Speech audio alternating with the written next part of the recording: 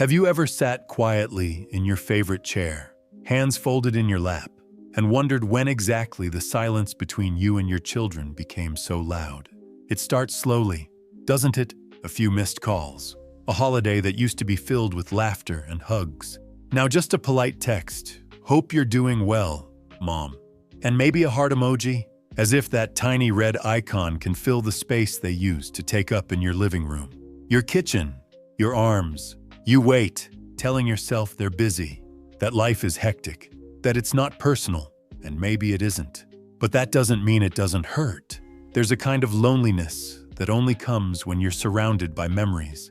You look around your home-framed photographs, the old toy still sitting in the corner, a coffee mug they made for you when they were 9, and everything whispers their name. But the phone remains still, the doorbell doesn't ring, and the silence stretches long. It's not just about the absence of visits or the lack of calls. It's the aching feeling that maybe, just maybe, you've become an afterthought. That your love, your sacrifices, the very pieces of yourself you gave away so freely, have somehow faded into the background of their new lives. That realization can make even the strongest heart waver. I want to tell you something that may sound strange at first. You are not alone in feeling this way, not even close. So many quietly carry the same ache. They just don't always talk about it. But today, I want to talk about it with you, because this isn't just a story of sorrow. It's a journey back to strength, dignity, and peace. Not the kind that depends on how often your phone rings, but the kind that lives inside you, no matter who remembers to call. Let me share something that happened to a woman named Claire. Claire is 72. She lives in the house her husband built, with warm wooden beams and creaky floors that echo with old laughter. She raised 3 children there, brought soup to their beds when they were sick, stayed up folding laundry after midnight, went without new clothes so they could have what they needed. Now, her days are quiet. Her mornings start with the clinking of a spoon against a coffee mug, and sometimes, if she's being honest, tears she wipes away before anyone can see. She doesn't want pity. She just wants to feel remembered. Claire used to call her kids often. She'd leave cheerful voicemails, sometimes with a joke, sometimes just to say she missed them. But over time, the returned calls came less and less. They started to sound rushed, distracted, filled with background noise, like she was being fit into a schedule instead of a heart. So she stopped calling, not out of spite, but because every unanswered ring felt heavier than the last. If you've ever felt even a little bit like Claire, I want you to hear this next part with your whole heart. Your worth is not determined by how many times your children remember to call. And I know that's easier said than felt, but it's the beginning of something important. The first way to stay emotionally unshaken, truly, deeply unshaken, is to stop tying your value to their behavior. Not because you're giving up, but because you're finally giving back to yourself. Claire realized one afternoon, while pruning her roses, that she was tending to everything but her own heart, that she had spent decades showing up for everyone else and had forgotten how to show up for herself. So she started small. She began each morning by lighting a candle and saying out loud one thing she appreciated about herself. At first it felt awkward, silly even, but over time, those quiet moments became anchors, a new ritual of self-love. The second shift she made was harder, but it changed everything. She stopped chasing the love she had already given. You see, when we chase, we move out of our center. We make ourselves small to fit into someone else's convenience. We start believing that if we just say the right thing, do the right thing, give one more time, they'll turn and notice. But love, real love, is not something we're meant to beg for. Claire stopped sending guilt-tinged messages. She stopped hinting that she was lonely. Instead, she let go with love, not bitterness. And something unexpected began to happen. The space she created became peaceful, and in that peace, she rediscovered things that had nothing to do with her children. Her watercolor paints, her walks to the market, her laughter with an old friend who still called every Thursday without fail, and slowly, without fanfare, her children noticed, not because she said anything, but because something in her had shifted. She was no longer orbiting around their lives. She was standing in her own. That quiet confidence, it's powerful. It says, I am still here. I am still whole. and I do not need to prove my worth to be worthy of love. It's a strange paradox, isn't it? That the less we try to force closeness, the more space we create for it to return naturally. I want to pause for a moment and speak directly to your heart. If you've been carrying the heavy ache of feeling forgotten, please know this: you are not invisible. You are not less than, and you have not failed. There is still so much love waiting for you, not just from others, but from the deep well within yourself that may have gone untapped for years. You don't need to perform to be valued. You don't need to hold your breath for a text message to feel alive. You are allowed to take up space, to smile for no reason, to fill your days with what lights you up, not just what keeps you available. The truth is, some seasons bring distance, and sometimes people drift, not always out of cruelty, but because life sweeps them up in its current. That doesn't excuse neglect, but it does remind us we can choose how we respond. And the most powerful response you can give is not anger, it's not begging, it's not even silence, it's presence, the quiet, radiant presence of a soul that knows its own worth. Let's take a breath together, because what comes next is about deepening that presence. Sometimes, the distance between people isn't measured in miles, it's measured in patterns. Old habits that quietly pile up between hearts. And one of the most familiar patterns, especially for those of us who have given so much of ourselves for so long, is this: pleasing others while forgetting ourselves. It doesn't start out that way. In fact, it usually begins from love. Take Abigail, for instance, a retired school librarian, kind to the core, the type who remembers birthdays not just with a text, but with a handwritten card and a pressed flower inside. Her 3 children grew up with bedtime stories, warm casseroles, and someone who always said yes, even when she was tired, even when it meant putting her own dreams on the shelf. Because that's what she believed. Good mothers do. They say yes. They make things easier. They keep the peace. They don't ruffle feathers. But as the years went on, Abigail noticed something she couldn't ignore. She had become the default, the one expected to understand, to wait, to adapt. When plans changed, she was expected to be flexible. When holidays came, she was told, not asked, what the schedule would be. She told herself it was fine, that she didn't want to be a burden, that it was just simpler to go along with things. But late one evening, she stood in her kitchen, holding a pot she no longer had the strength to carry, and realized, somewhere along the way, kindness had become invisibility. That moment cracked something open. Because when kindness comes from fear, fear of rejection, fear of conflict, it stops being kindness. It becomes self-erasure. If you've ever felt like Abigail, always accommodating, always putting others first, I want to offer you a new kind of bravery. The bravery to start honoring your own boundaries. Setting boundaries isn't about building walls. It's about placing gates, clear, loving gates that let in what nourishes you and keep out what drains your spirit. Abigail's first act of boundary setting wasn't dramatic. She simply told her daughter, with a soft but firm voice, "I won't be able to host this year. I'm feeling tired, and I need to rest. Maybe we can plan something smaller." Together, her daughter was surprised, a bit taken aback, but something shifted. The request wasn't met with anger. It was met with a new awareness. Abigail was no longer going to fold herself into a version that suited everyone else. There is a quiet strength in saying no with love, not out of resentment, but out of self-respect. And here's what often follows. People may resist at first. They may not understand. They may try to pull you back into old patterns, but when you stand gently, consistently, in your truth, they adjust. Or they don't. But either way, you've reclaimed something sacred. That brings us to a deeper truth, one that often sits beneath the surface, unspoken.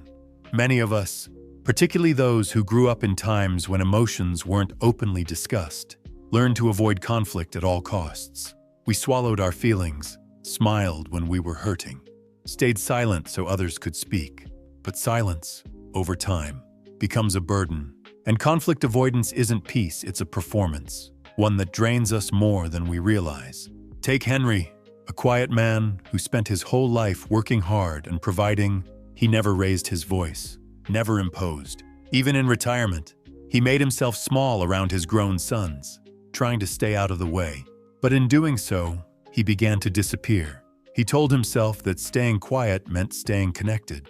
But what he felt inside was loneliness. One evening, after being canceled on yet again for a lunch he had been looking forward to, Henry did something he'd never done.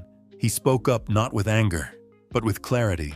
He called his eldest son and said, "I understand things come up, but when plans change without a word, I feel unimportant. I know that may not be your intention, but I needed to say it." There was a pause on the other end, and then an apology, a real one. That conversation didn't change everything overnight, but it changed Henry. He no longer carried silent hurt. He had named it, and in naming it, he freed himself from it. Sometimes the fear of confrontation is worse than the confrontation itself, and more often than not, the people who truly care will hear you when you speak from truth instead of guilt. These shifts, stopping the chase, setting boundaries, naming what hurts, they are acts of self-love. They are not loud.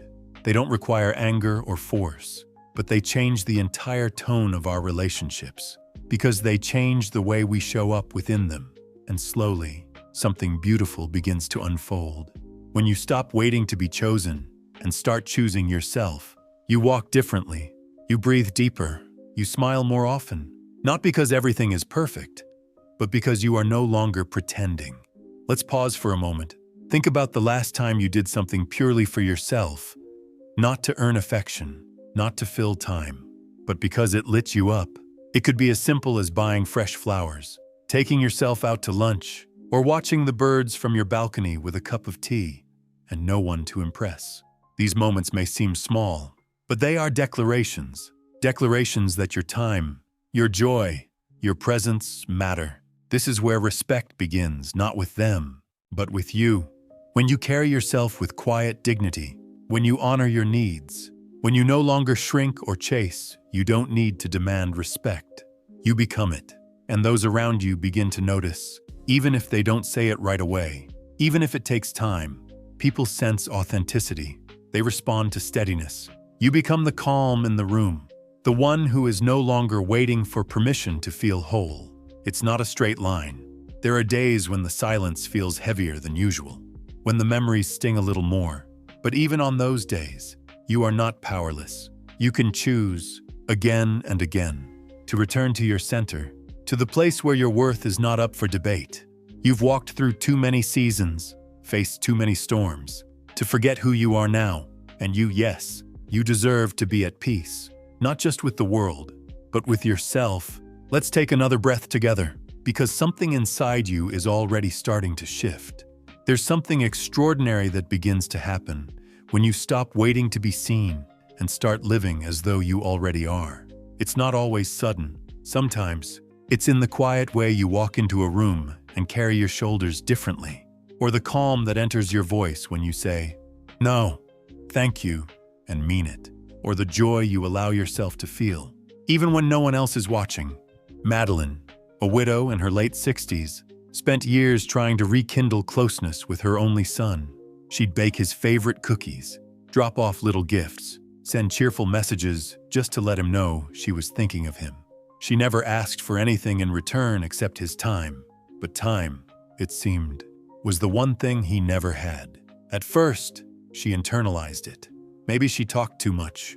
Maybe she was too emotional. Maybe she reminded him of things he didn't want to face. She tried to change herself to make things easier, smoother, quieter. But one afternoon, standing in line at the market with a single carton of eggs and a bouquet of daisies, Madeline realized something that brought her to tears, not of sadness, but of release. She was enough. Not because her son said so, not because someone finally acknowledged her effort, but because she was still here, breathing, loving, offering beauty to the world in the form of wildflowers and warm smiles. And from that day on, she stopped living to be chosen. She started living to be whole. It was subtle at first. She joined a watercolor class. She began walking every morning at sunrise. She planted herbs on her windowsill and read poetry out loud in her kitchen, just because she loved the sound of the words. She laughed more. She forgave herself for the years she spent bending, hoping, shrinking. And the most unexpected thing happened. Her son started calling. Not every day, not even every week, but when he did, the tone was different, curious, open, as if he sensed that something had changed not in him, but in her. That's the thing about self-respect, it radiates. It's like standing still in your own light, and without saying a word, others begin to feel the warmth. You see, people aren't drawn to those who demand attention. They're drawn to those who are at peace. And peace isn't passive, it's powerful. Nathan, a retired bus mechanic who lived alone after his wife passed, used to fill his days doing small favors for his grown children, fixing their sinks, watching their pets, lending money even when it pinched. He told himself it kept them close, but every time he asked for something in return, help moving furniture, a ride to the doctor, he felt like an inconvenience. They'd respond late, or not at all. The turning point came when his neighbor invited him to join a community group. Just a few men who met weekly to play chess and talk about life. He hesitated. What if his kids needed him that evening? Then he realized they probably wouldn't call. So he went, and something clicked.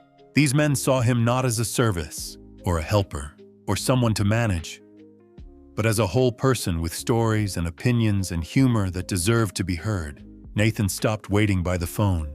He started looking forward to Thursdays. Eventually, his kids noticed. They called one day, and he didn't answer. He was laughing too hard over a game of checkers.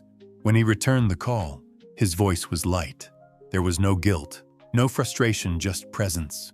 They felt it, and slowly, they started showing up differently. It's not magic. It's not manipulation. It's the quiet law of emotional gravity. When you live from a place of groundedness, others feel safe enough to return to you not because you demanded it, but because your peace invites them back without words. And even if they don't return right away, or at all, your life remains full. Because fullness isn't about numbers. It's about meaning, the joy of choosing your own breakfast, the pleasure of rearranging your space to suit your mood, the freedom of deciding how you'll spend your time, not waiting, but creating. Lucas, who used to say, "I'm just killing time," now says, "I'm honoring it." That shift, so simple, reclaims everything.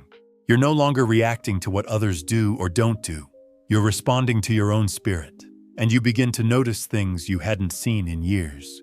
The way sunlight moves through the curtains, the rhythm of your favorite song, the sweetness of silence when it's chosen, not endured. That's when the real healing begins. Not because anyone else changed, but because you did. Because you stopped believing the lie that your value is conditional.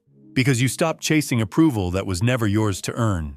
Because you started remembering who you were before the world told you to be quiet. Be small, be easy. And if you're wondering whether it's too late, hear me now. It isn't. As long as there's breath in your lungs, there is time to return to yourself, to stand in the mirror and meet your own eyes with kindness, to speak gently to your own heart, to become your own sanctuary. You don't need to be loud to be heard. You only need to stand firmly in your light.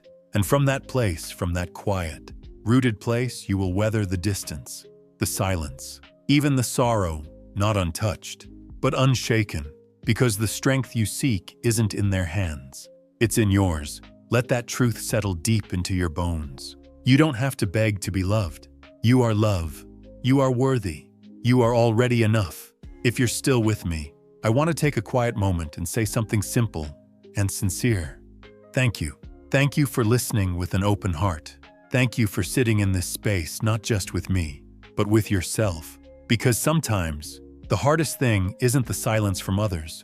It's sitting still with your own pain, without pushing it aside, without pretending it doesn't hurt. But you've done that. You've stayed, and that tells me something powerful about you. It tells me you're ready. Ready not for a fight or a confrontation, but for something softer, something deeper. A return to the kind of strength that doesn't depend on who calls, or who visits, or who remembers. The kind of strength that comes from within. You see, this message isn't about turning your back on your children. It's not about bitterness, or revenge, or proving anyone wrong. It's about returning home to yourself, to the you that's been waiting, patiently, quietly, under all the years of giving and doing and hoping. It's about letting go of the version of love that asks you to disappear, and stepping into the kind of love that begins with dignity. Maybe you've found pieces of yourself along the way. While watching this video, maybe a memory surfaced of who you used to be before the world got loud and the phone got quiet. Maybe you remembered what it felt like to dance in the living room without asking permission, to laugh without worrying about being too much, to rest without guilt. I hope those memories stay with you. And if you're just beginning to rediscover who you are when no one else is looking, I want you to know that's more than enough. That is the journey.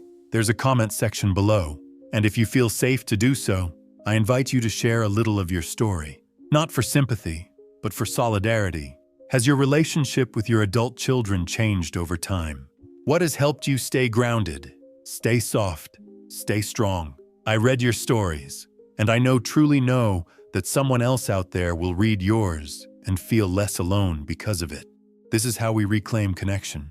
Not always through family, but through truth, through honesty, through community built, not on performance, but presence. And if this video has stirred something in you, if it made you feel seen, or reminded you that your heart is still very much alive, I'd love for us to stay connected.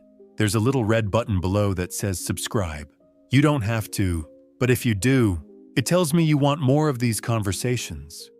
More moments like this, where we breathe together and remind ourselves that we're not broken, we're just human, and we're healing. One word at a time, one choice at a time. Before we go, let me leave you with this. There's no shame in having hoped for more, no shame in missing them, no shame in wanting to be remembered, to be loved out loud. But remember this, too. Your life doesn't begin when they call, and it doesn't end when they don't. You are allowed to thrive even in the silence.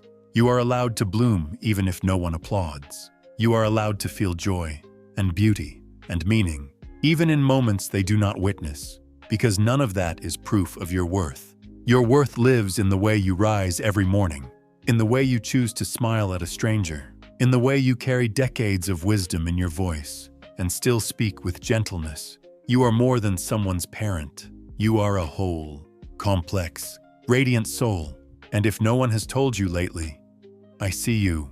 I honor the weight you carry, the grace you show, the love you still give. And I hope you keep going, not to earn anything, but because you are finally remembering that your life is still yours. Breathe deeply, stand tall, and walk forward with your head held high. They may not call, they may not visit, but you are unshaken.